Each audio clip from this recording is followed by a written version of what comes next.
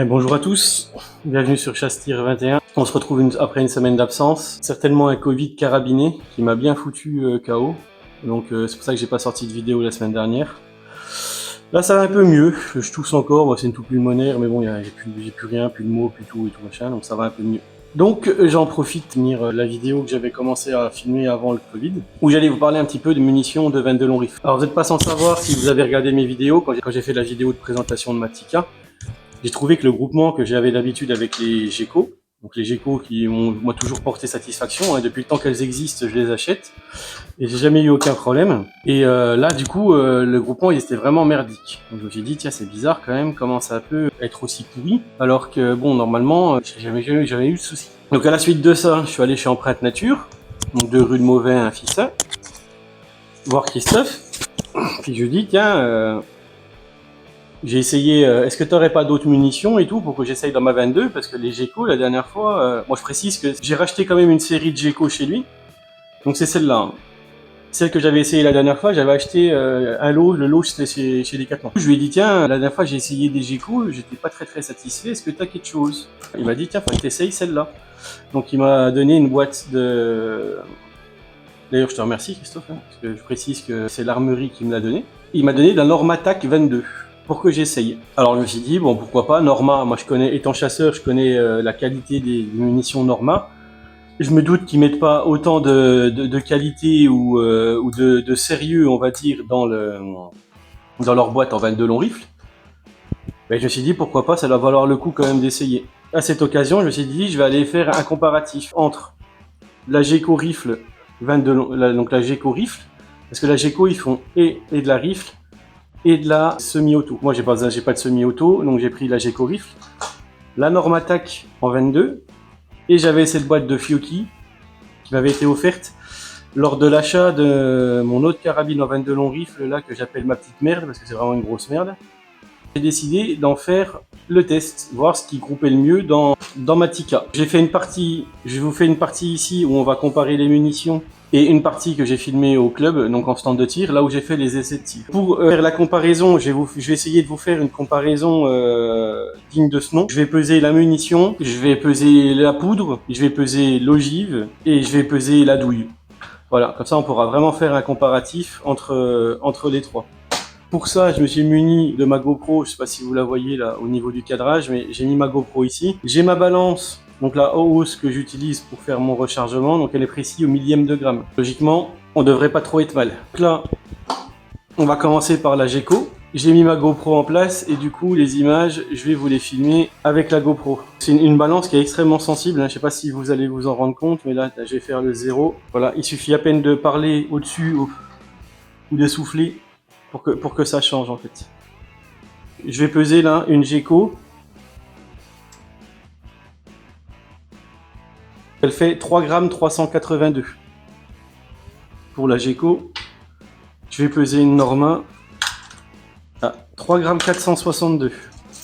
Alors déjà, on n'est déjà pas sur le même poids. Hein. Et je vais peser les Fiocchi. En Fiocchi, moi je suis pas très fan de leurs cartouches en 22 long rifle. Après, j'en ai utilisé déjà en d'autres calibres, mais c'est les TT Sport, hein, chez Fiocchi, je suis pas très fan. Et celle-ci, j'ai l'impression que ça va être la plus légère de toutes. 3 grammes 332 pour la Fiocchi, et on avait dit pour la GECO, 3 grammes 380. On voit que la Norma, elle est un peu plus lourde. Alors, est-ce qu'elle est plus lourde parce que la douille a plus de cuivre? Est-ce qu'elle est plus lourde parce que en fait, c'est la balle qui est plus lourde? Donc, on va déjà commencer par les GECO. Les GECO, bon, c'est très gras comme d'habitude, hein, elles sont extrêmement grasses. Donc GECO, c'est fait par RWS. Logiquement, ça devrait tenir la route. Là, je vais essayer de sortir l'ogive de la douille, donc voir un petit peu au niveau du sertissage. Ouais, disons, bon, déjà, c'est bien serti, hein, ça c'est moi qui vous le dis. Ok. Donc je suis en train de défoncer le plomb pour essayer de l'enlever. Voilà. Et merde, et voilà, ce que je voulais pas faire. Bon, c'est pas grave.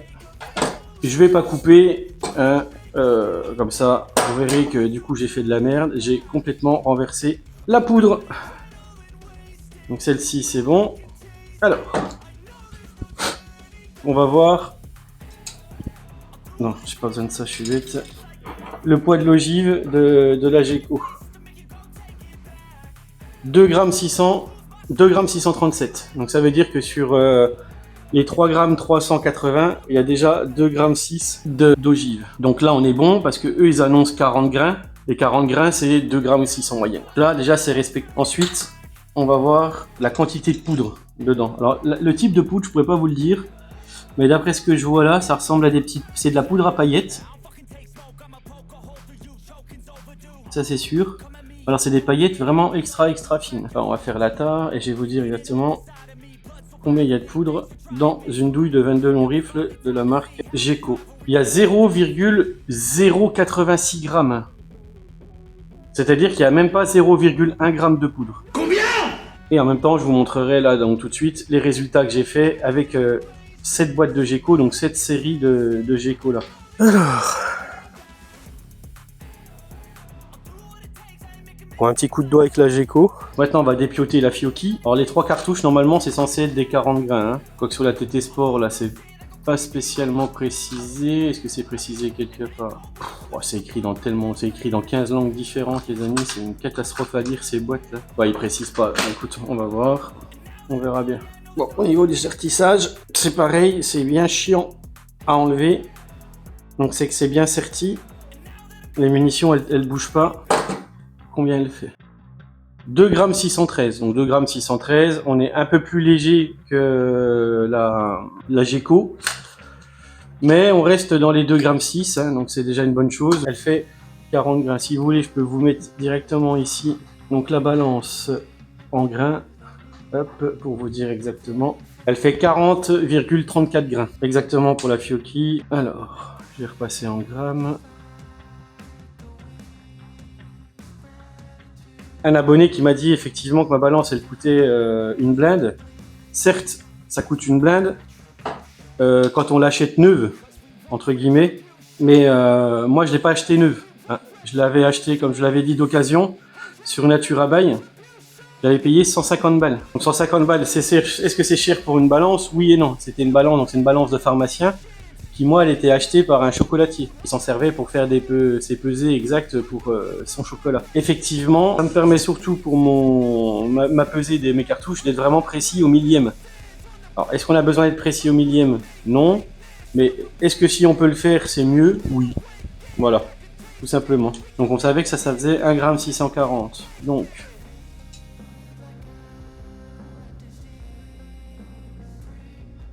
Ouais, il y a 0,80 g de poudre à peu près aussi pareil dans la Fiocchi. Alors par contre, ce qui est bizarre, c'est que alors c'est de la poudre à paillettes aussi, mais c'est pas la même.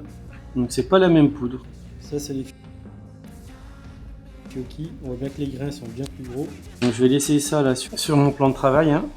Et du coup comme ça, je vous montrerai après hein, avec des plans rapprochés les différentes poudres et puis les différentes ogives. La douille. Ouh, on voit pas grand chose dedans et celle-ci elle pèse 0,639 grammes pour 0,78-77 pour la Geco. Ça se tient à peu près hein, quand on peut voir au niveau des grammes, ça se tient. Par contre au niveau du tir, là ça se tient pas du tout. Donc là je vais vous montrer les résultats que j'ai fait avec les Fiocchi. Et vous avez... Bon les Fiocchi ça m'étonne pas, c'est de la merde. C'était sport de mon cul. Vous allez vous rendre compte que c'est pas génial du tout. Hein. Moi, je suis pas les Fiocchi. C'était une boîte de toute façon que j'utilisais pas parce que je sais qu'elles étaient pas top. Et c'est une boîte qu'on va dire je garde en stockage. Si un jour, voilà, je me retrouve vraiment dans la merde, que j'ai plus du tout de munitions, et je vais tirer ça. Et encore, je sais même pas si j'ai tiré. Je préférerais rien tirer du tout. Donc là, on passe sur la munition qui est un peu, on va dire, le sujet de cette vidéo. C'est que valent les normes attaque, surtout en comparaison avec la Geco. Donc vous verrez les résultats après au niveau des tirs. Donc la munition entière, 3 grammes 461. On va voir au niveau de l'ogive, au niveau du sertissage, qu'est-ce que ça donne? Ouais, ça bouge pas non plus. Ouais, celles-là, elles sont bien serrées. Hein. Ça, c'est sûr que là, ça va pas bouger non plus. Hein. Au niveau du poids de l'ogive, donc, je vais me mettre en grain. Grain. Et on est sur... Ouh! Ah oui, c'est ce que je pensais qu'on était un peu plus lourd. Donc la douille est déjà bien plus lourde que les autres, c'est la plus lourde. Hein. Et là, on se rend compte qu'au niveau de l'ogive, elle est donnée pour 40 grains. Et elle fait 41 grains, point 40. Donc c'est quand même 1 grain plus que ce qu'elle devrait. Donc je vais vous dire ça en grammes. Les autres en grammes, on était aux alentours de 2,610 à peu près. Et là on est sur 2,682. Donc c'est bien plus lourd que le reste. Donc ça fait 1,650 g. Donc tout à l'heure on était à 0,80 de poudre, c'est ça. Alors combien il y a de poudre dans la Norma? La poudre de la Norma déjà elle se rapproche déjà plus au niveau de la taille et de la couleur que celle qu'il y a dans les Geco. Donc on va voir ça tout de suite. 0,086. Ouais, ça, à mon avis elles sont à peu près toutes pareilles. Donc de toute façon c'est pesé par des machines, je suppose, à l'usine, à la fabrication. Donc bon. Et ça c'est à nouveau donc les Norma. Donc on voit bien que les Norma, la poudre c'est bien la même que les Geco. Ça devrait pas. C'est à peu près, de toute façon ça doit être constant. Il n'y a pas besoin d'en ouvrir une boîte pour s'en rendre compte. Et du coup, on peut se rendre compte d'une chose, c'est que les Norma, elles sont fabriquées aussi par RWS. Voilà, donc c'est pour ça que ça explique que la poudre ce soit la même. Parce qu'à mon avis, elles sont faites dans la même usine. Là, vous pouvez vous rendre compte, je sais pas si vous allez voir, mais... Voilà, du logo RWS qu'il y a sur les Geco. Et là, vous avez le logo RWS qu'il y a sur les Norma. Ceci explique cela. Donc apparemment, elles sont fabriquées au même endroit. Donc là, je vais vous montrer les résultats avec les Norma. Petit coup de doigt avec la Norma aussi. Mais c'est pas trop mal. Donc le résultat est sans appel. Hein. Celle-ci, j'en ai tiré 5. Celle-ci, j'en ai tiré 10. Et celle-ci, je crois que j'en ai tiré 4 ou 5. Parce qu'en fait, c'était tellement à chier que du coup, j'ai arrêté de tirer avec. Ça sert à rien de gaspiller des munitions si c'est pas pour faire des beaux cartons. Moi, ça m'intéresse pas. Alors, j'ai tiré juste ce qu'il vaut pour faire le comparatif. Donc, effectivement, la Norma, elle est quand même bien précise aussi. Mais ça me choque pas parce que du coup, vu qu'elles sont faites par RWS au même endroit. Alors là, c'est fait à Kronacher Street, à Fürth en Allemagne, et là, mince alors, c'est la même adresse. Ok, alors c'est exactement la même adresse, hein, 63 rue Kronacher, donc à Fürth en Allemagne, et effectivement c'est les mêmes, donc elles sont fabriquées au même endroit. Ça explique la constance, en sachant, comme je vous rappelle, que moi j'ai jamais eu de problème avec les Geco.